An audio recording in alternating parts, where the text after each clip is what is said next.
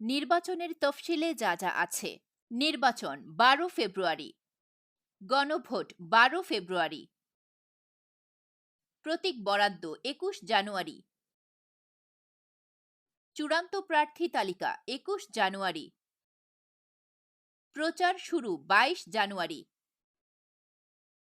Voter 12,76,95,183 জন, পুরুষ voter 6,48,14,907 জন, নারী voter 6,28,79,000। মনোনয়নপত্র জমার শেষ তারিখ 29 ডিসেম্বর। প্রার্থিতা প্রত্যাহার 20 জানুয়ারি।